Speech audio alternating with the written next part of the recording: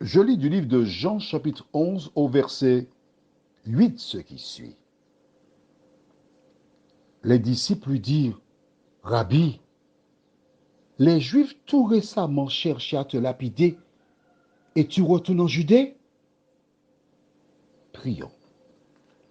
Notre Seigneur et notre Dieu, nous te remercions pour tes bienfaits, tes grâces.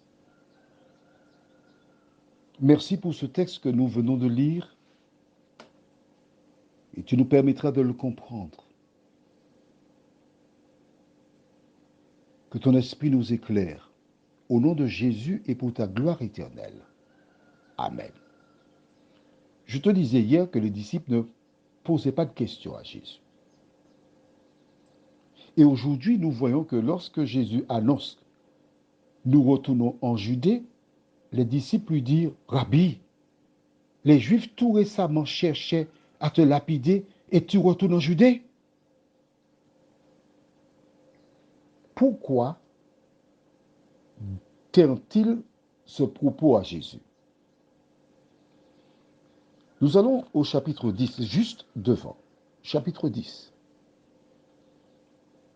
Lors d'un échange, Jésus fit une déclaration. Il parlait des brebis. Et nous lisons au verset 30. Jésus déclara, Moi et le Père, nous sommes un. Alors les Juifs prirent de nouveau des pierres pour le lapider. Voilà pourquoi les Juifs voulaient lapider Jésus. Parce qu'il a dit que le Père et lui, nous sommes un. Pourquoi voulait-il le lapider? Je lis juste le verset qui suit. Jésus leur dit, Je vous ai fait voir plusieurs bonnes œuvres venant de mon Père. Pour laquelle me lapidez-vous? Les Juifs lui répondirent, Ce n'est point pour une bonne œuvre que nous te lapidons, mais pour un blasphème. Et parce que toi, qui es un homme, tu te fais Dieu.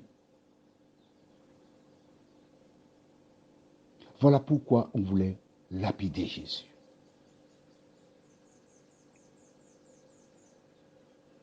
En suivant ce raisonnement, pourquoi les disciples craignent-ils que Jésus revienne en Judée puisque il est Dieu? Je voudrais t'éclairer sur ce domaine. Les disciples n'ont pas compris la mission de Jésus. Je m'explique, tu vas comprendre. Jusque-là, l'histoire du peuple d'Israël, c'était que lorsqu'il y avait un problème, le peuple était esclave en Égypte, Dieu suscitait un libérateur, Moïse en l'occurrence. Il a délivré. Après Moïse, il y a eu Josué, il y a eu plusieurs. Mais au fil du temps, le peuple se détournait de Dieu. Et le livre de Juges, c'est un livre où on va découvrir plusieurs personnes qui jouaient un rôle important pour délivrer le peuple chaque fois qu'il se détournait de l'Éternel. Il y a Samson, il y a Jephthé, il y a Gédéon, il y a quelques-uns. Ensuite, il y a eu Saül, il y a eu David, qui œuvraient pour libérer le peuple chaque fois des ennemis. Le peuple d'Israël, lorsque Jésus vint, était sous la coupole des Romains. Et tous les disciples, quand ils virent le Messie, pour eux, le Messie, c'est un libérateur, exactement comme Moïse fut libérateur. Ils pensaient que le Messie serait un roi qui régnerait sur la terre. À plusieurs reprises, Jésus a cherché à leur expliquer sa mission, mais eux, ils étaient butés sur le projet Jésus sera notre roi, on va renverser les Romains. C'était ça leur projet. Voilà pourquoi ils craignaient qu'on le lapide véritablement. Mais on ne pouvait pas lapider Jésus, car dans le plan du salut, il devait mourir pour sauver la race humaine. Voilà pourquoi il a dit, retourne en Judée.